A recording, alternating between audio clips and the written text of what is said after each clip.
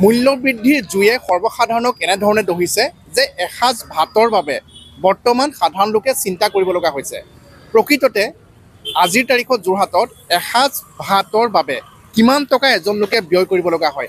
আজি আমি দেখুৱাম, আমি এখন দোকানলৈ আহিছোঁ আৰু সাধাৰণভাৱে যদিহে কোনো লোকে এসাঁজ ভাত খাব বিচাৰে তেনেহ'লে কিমান টকা খৰচ হ'ব আমি সেয়া দেখুৱাব বিচাৰিছোঁ।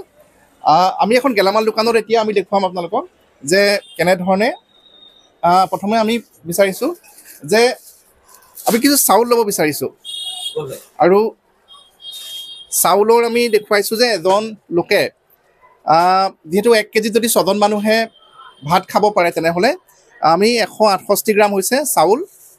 দাদা এইটো লিখি দিব 168 গ্ৰাম, 160 গ্ৰামে ধৰিব আপোনাৰ চাউলৰ, হয়।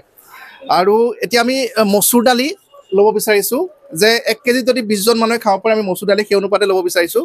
মচুৰ দালি দেখুৱাইছোঁ যে 50 গ্ৰাম, 53 গ্ৰাম হৈছে দাদা 50 গ্ৰাম মচুৰ দালি, হয়। আৰু ঠিক সেইদৰে ইয়াৰ পাছত আহিলে আলু, সৰ্বসাধাৰণ লোকে আলুটো খায়ে, গতিকে আমি এটা আলু খাইছোঁ ল'ব বিচাৰিছোঁ। এটা আলু আমি দেখুৱাইছোঁ 253 গ্ৰাম হৈছে, এই এটা ডাঙৰ আলু 253 গ্ৰাম হৈছে। দাদা আলু এপোৱাই ধৰিব, হয়। মই ইয়াতে থৈছোঁ, তাতে হয়। তাৰপাছত এটা পিঁয়াজ লৈছোঁ, এটা পিঁয়াজত কিমান ওজন হয় আমি দেখুৱাইছোঁ যে দাদা 82 গ্ৰাম হৈছে, হয় 82 গ্ৰাম এটা পিঁয়াজ, এটা পিঁয়াজত 82 গ্ৰাম হৈছে। আৰু মিঠাতেল যিহেতু বৰ্তমান দাদা লিটাৰ কিমান চলি আছে মিঠাতেলৰ এতিয়া? মিঠাতেলৰ আপোনাৰ 170 টকা, ভাল ভাল যিটো তেল আৰু 170 টকা, হয় হয় হয়। যদি 170 টকা মিঠাতেলৰ লিটাৰ হয় তেনেহ'লে এজন মানুহে যদি 20 ml 20 ml যদি মিঠাতেল এসাঁজ ভাতৰ বাবে ব্যৱহাৰ কৰে তেনেহ'লে দাদা আপুনি লিখিবচোন 170 টকাকৈ 20 ml মিঠাতেলৰ দামটো কিমান হয় আপুনি এবাৰ চাব, হয়।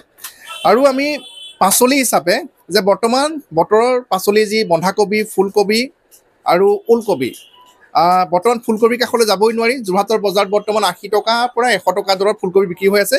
বন্ধাকবি এটা লৈছোঁ, কিমান ওজন চাওঁ,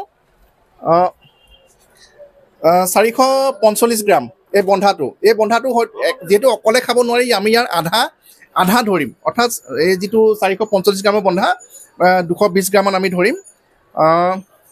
এইটো ইয়াতে আমি থৈছোঁ বন্ধাটো। ঠিক সেইদৰে এতিয়া আমি এটা বেঙেনা লৈছোঁ, এই বেঙেনাটো আমি দুসাঁজ কৰিম দৰাচলতে এজন মানুহৰ বাবে। ওজনটো চাওঁ দাদা 318 গ্ৰাম হৈছে, 19 গ্ৰাম হৈছে, 300 গ্ৰামেই ধৰিব আপুনি, হয়। এইটো এটা বেঙেনা আমি ইয়াতে থলোঁ। আৰু তাৰপাছত আমি কেইটামান মূলা লৈছোঁ, আটাইতকৈ বজাৰৰ হয়তো সস্তীয়া পাচলি, বৰ্তমান সময়ত আটাইতকৈ সস্তীয়া পাচলি মূলা 4টা লৈছোঁ, 2টা মূলা খাম দুসাঁজত। দাদা 258 গ্ৰাম হৈছে, এপোৱাই ধৰিব, হয়। আমি এই 4টা মূলা লৈছোঁ। আৰু এতিয়া আমি জানিম যে এইকেইবিধ সামগ্ৰীত মিঠাতেলটো আমি ইয়াত দেখুওৱা নাই, যিটো 1 লিটাৰ মিঠাতেলৰ আমি 20 ml হে ল'ম, ঘৰত থাকে।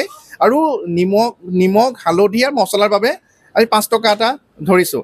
দাদা মোৰ এইকেইটা বস্তুত কিমান টকা হ'ল বাৰু? আপোনাৰ চাউল হৈ গ'ল 8 টকা, দালি হৈ চাউলৰ দাম কেনেকৈ ধৰিছে? চাউল 50 টকা কেজি, 50 টকা, হয়। আৰু দালি হৈ গ'ল মচুৰটোৰ দাম আপোনাৰ 4 টকা 8 অনা, 50 গ্ৰামৰ দাম 90 টকা কেজি, 90 টকা কেজি। হয়। আলু 35 টকাকৈ আপোনাৰ এপোৱা ল'লে 9 টকা ধৰিলোঁ, মানে এটা আলুত 9 টকা হৈছে, এটা 9 টকা হৈছে। 9 টকা, হয়। তাৰপিছত পিঁয়াজ হৈ গ'ল আপোনাৰ 5 টকা, এটা পিঁয়াজত, এটা পিঁয়াজত 5 টকা, এটা পিঁয়াজত এসাঁজ ভাতত যদি আপুনি এটা পিঁয়াজ ব্যৱহাৰ কৰে 5 টকা, আলুত 9 টকা হৈছে, এটা আলুৰ দাম 9 টকা হৈছে, হয়। 80 গ্ৰাম আছে পিঁয়াজটো, হয়। আৰু মিঠাতেল 20 গ্ৰামৰ দাম আপোনাৰ হৈ গ'ল হেৰিত 3 টকা 8 অনা, 3 টকা 50 পইচা, 3 টকা 50 পইচা, 170 টকাকৈ, 170 টকাকৈ। বন্ধাটো হৈ গ'ল আপোনাৰ 50 টকাকৈ, 450 গ্ৰাম ধৰিলোঁ, আপোনাৰ 25 টকা হ'ল, 25 টকা, এই সৰু বন্ধাটোৰ দাম 25 টকা, হয়। তাৰপিছত আপোনাৰ মূলা হৈ গ'ল 40 টকা কেজিকৈ, আপোনাৰ এপোৱা 10 টকা হ'ল। আৰু আপোনাৰ বেঙেনা হৈ গ'ল আপোনাৰ 40 টকা কেজিকৈ, 300 গ্ৰাম আছিলে, আপোনাৰ 12 টকা।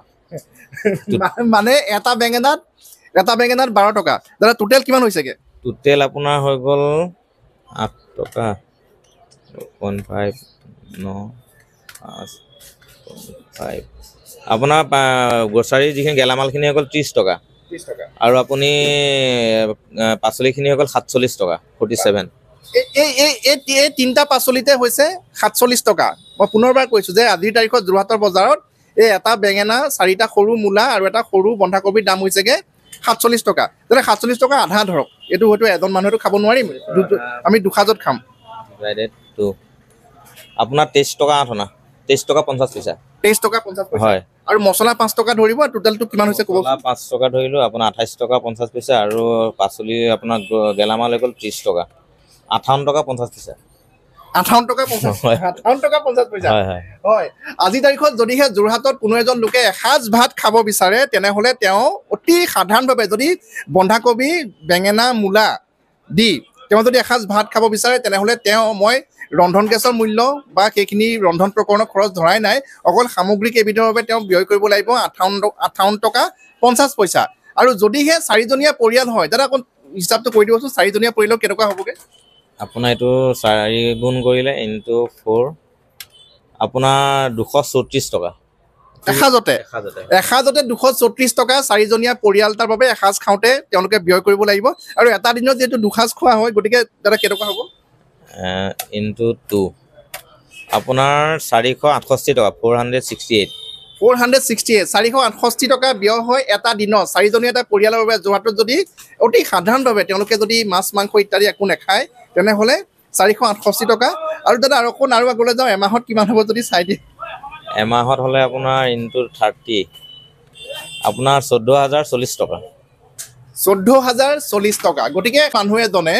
কিমান টকা উপাৰ্জন কৰে ঘৰত যদি কেৱল মাত্ৰ এজন উপাৰ্জন কৰা লোক থাকে আৰু তেওঁৰ পত্নীয়ে যদিহে অৰুণোদয়কে ধৰি বিভিন্ন আঁচনিৰ ধনো যদি লাভ কৰে তেনেহ'লে সেই পৰিয়ালটোত কিন্তু 14000 টকা কেৱল মাত্ৰ দুসাঁজ ভাতৰ বাবে আজিৰ তাৰিখত ব্যয় কৰিব লগা হৈছে যোৰহাটত অৰ্থাৎ মূল্য বৃদ্ধিয়ে এনে এটা পৰ্যায় পাইছেগৈ আৰু আজি আমি সৰজমিনভাৱে এই হিচাপ আমি দেখুৱাইছোঁ যে ইয়াত কোনো লোকঢাক আমি কৰা নাই গতিকে এই দৃশ্যই প্ৰমাণ কৰিছে যে মূল্য বৃদ্ধিৰ জুয়ে বৰ্তমান কেনেধৰণে দগ্ধ কৰিছে সাধাৰণ নাগৰিকসকলক সাধাৰণ ৰাইজক য'ত নেকি আজিৰ তাৰিখত এসাঁজ ভাত খাবৰ বাবে সকলোৱে চিন্তা কৰিব লগা হৈছে যোৰহাটৰ পৰা Gautam Bora news 18 Assam north east আপুনি বিচৰা বাতৰি পাব কেৱল নিউজ 18 এপত নিউজ 18 এপ ডাউনলোড কৰিবলৈ স্কেন কৰক এই QR কোড গুগল প্লে ষ্টৰতো পাব এই নিউজ 18 এপ